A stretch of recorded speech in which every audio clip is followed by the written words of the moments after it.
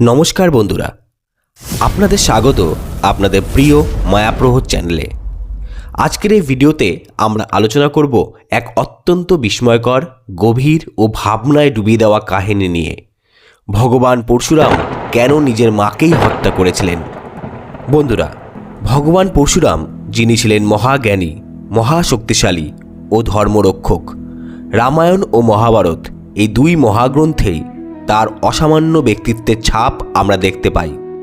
কিন্তু জানেন কি, এই একই পরশুরাম একদিন নিজের মায়েরই ধর থেকে মুন্ডু বিচ্ছিন্ন করেছিলেন। প্রশ্ন একটাই, যে পরশুরাম সবসময় ধর্মের পথে চলেছেন, যে মায়ের আঁচলে বড় হয়েছেন, তাকেই হত্যা করার মতো ভয়ঙ্কর সিদ্ধান্ত তিনি কি করে নিলেন? চলুন এই রহস্যের গভীরে প্রবেশ করি।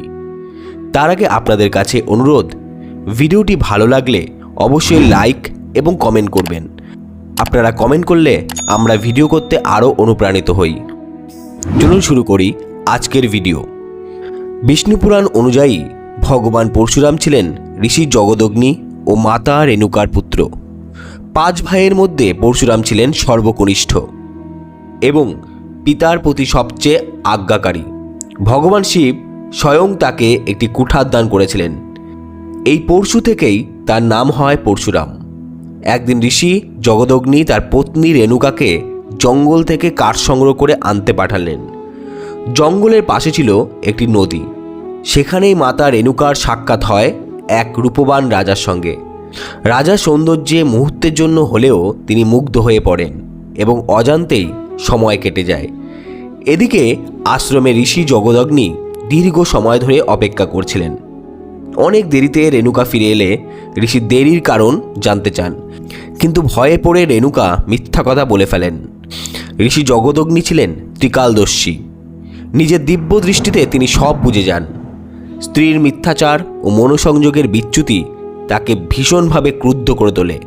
ক্রোধে অন্ধ হয়ে তিনি তার 4 পুত্রকে আদেশ দেন, তোমরা তোমাদের মায়ের শিরচ্ছেদ করো। কিন্তু 4 পুত্রই মায়ের প্রতি ভালোবাসায় সেই আদেশ মানতে অস্বীকার করে। এতে ঋষির ক্রোধ আরও বেড়ে যায়। তিনি অপেক্ষা করতে থাকেন তার আজ্ঞাকারী পুত্র পরশুরামের জন্য। কিছুক্ষণের মধ্যেই পরশুরাম সেখানে উপস্থিত হন। পিতা তাকে দুঃখ ভরে বলেন, হে পুত্র, আমার কোনো সন্তানই আমার আদেশ পালন করছে না। পরশুরাম বলেন, পিতা আদেশ করুন, আমি আপনাকে বচন দিচ্ছি আপনার সব আদেশ পালন করব। তখন ঋষি জগদগ্নি ভয়ঙ্কর আদেশটি দেন, তোমাকে তোমার মায়ের মুন্ডধর থেকে বিচ্ছিন্ন করতে হবে। এই কথা শুনে পরশুরাম মুহূর্তের জন্য স্তব্ধ হয়ে যান।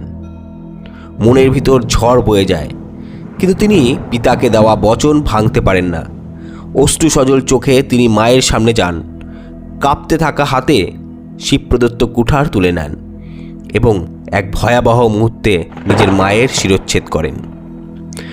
4 ভাইয়ের চোখ দিয়ে অঝরে অশ্রু ঝরতে থাকে আর পরশুরাম ভেঙে পড়েন আত্মগ্লানিতে। তিনি উচ্চস্বরে কাঁদতে থাকেন, কিন্তু ঋষি জগদগ্নি তখন সন্তুষ্ট। তিনি পরশুরামের কাছে এসে বলেন, হে পুত্র, আমি তোমার উপর অত্যন্ত প্রসন্ন, তুমি আমার কাছ থেকে একটি বর চাও। ভগ্ন হৃদয়ে পরশুরাম বলেন, পিতা, আপনি কি আমার প্রার্থনা পূরণ করবেন? ঋষি বলেন, অবশ্যই।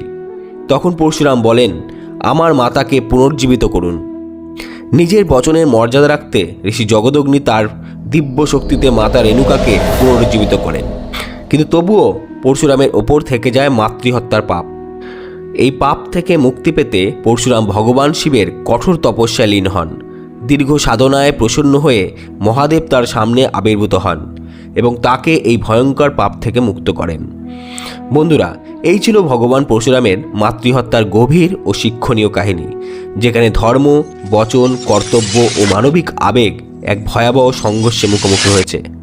আশা করি এই কাহিনী আপনাদের চিন্তা ও উপলব্ধিকে সমৃদ্ধ করবে। ভালো লাগলে প্রিয়জনদের সাথে অবশ্যই শেয়ার করবেন। ভালো থাকুন, সুস্থ থাকুন। নমস্কার, ধন্যবাদ। ঈশ্বর আপনার মঙ্গল করুন।